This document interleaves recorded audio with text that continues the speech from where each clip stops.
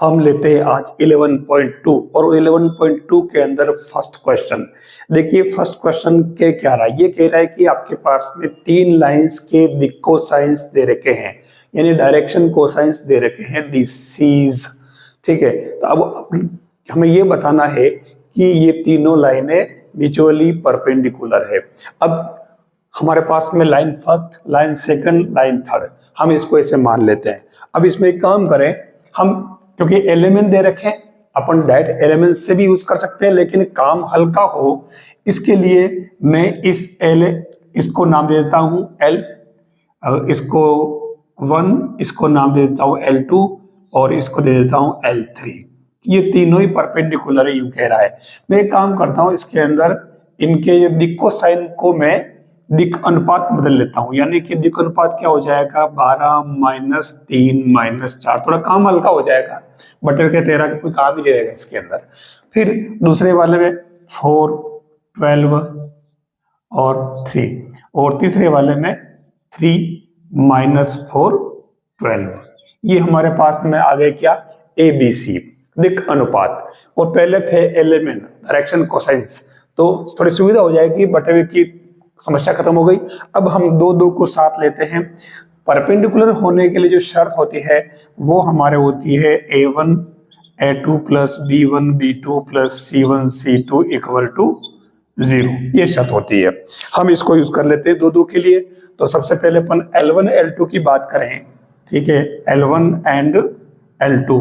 तो इसमें A1 A2 यानी कि 12 × 4 + -3 × 12 + 3 × -4। बस सोल्व कर लो इसको, तो देख लीजिए आपके ये 0 आ रहा, यानी कि इस शर्त को संतुष्ट कर रहा है L1 L2। इसका मतलब ये हुआ कि L1 perpendicular to L2। Easy काम। हम सेकंड और थर्ड ले लेते हैं। L2 और L3 की बात करें तो ये 4 × 3 प्लस, सोल्व कर लीजिए इसको, 12।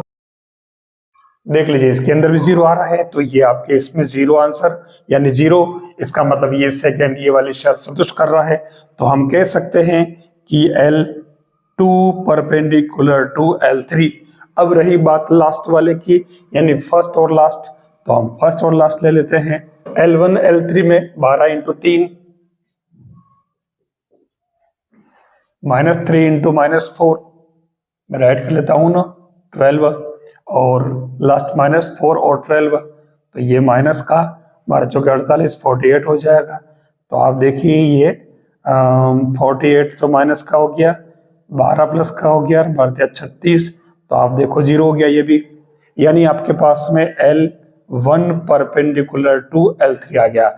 यानी एक तरह से हमने जो परपेंडिकुलर वाली शर्त अप्लाई की, तो वो आपके तीनों के लिए दो को लेकर के की, वो कंप्लीट हो रही है। इसका मतलब ये तीनों लाइनें म्यूचुअली परपेंडिकुलर है। ये आपका पहला क्वेश्चन कह रहा है। 11.2 का सेकंड क्वेश्चन क्या कह रहा, आपके पास में 2 पॉइंट दे रखे हैं, 1 - 1 2 3 4 - 2। तो ये कह रहा है कि इन दोनों पॉइंट को मिलाने वाली लाइन वो दूसरे इन दोनों पॉइंट को मिलाने वाली लाइन पर परपेंडिकुलर है। अब ये कह रहा है परपेंडिकुलर, मैंने कहा कि पैरेलल और परपेंडिकुलर वाली कंडीशन बार बार काम आएगी।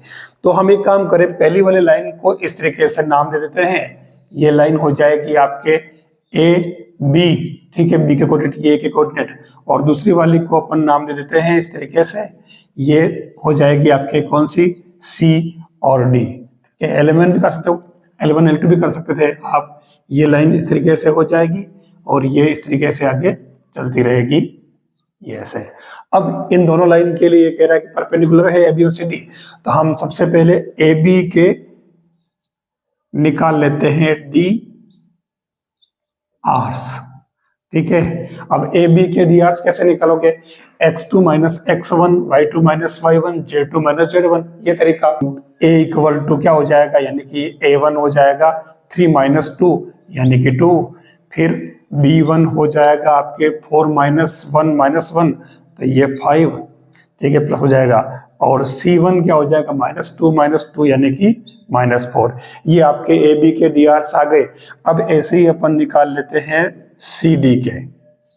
तो सी डी के डी आर्स भी सेम उसी तरीके से निकाल लीजिए आप। तो ये A2, B2 और C2।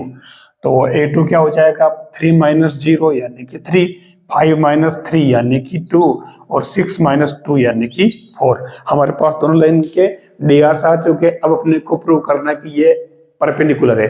तो इसके लिए क्या शर्त होगी बताइए।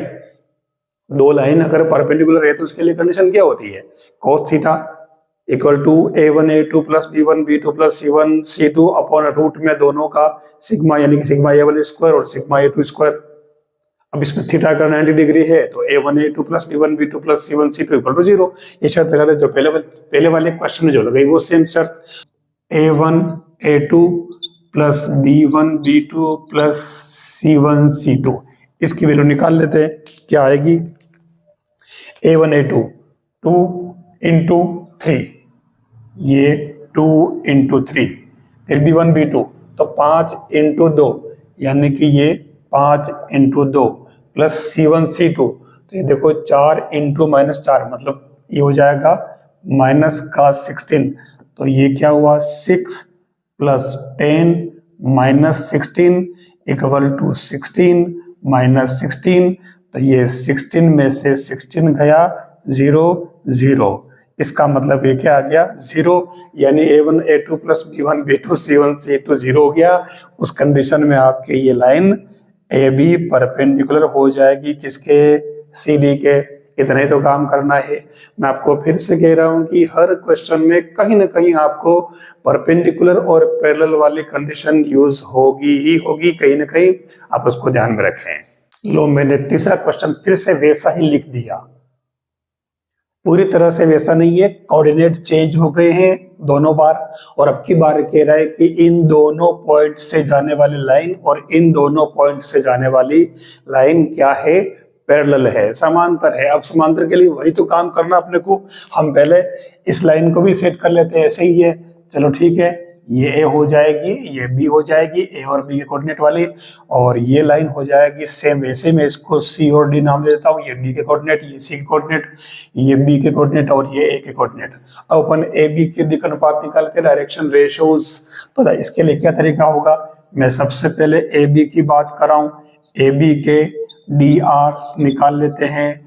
क्या होगा 2 - 4 -2, 3 - 7 यानी कि -4, 4 - 8 यानी कि -4।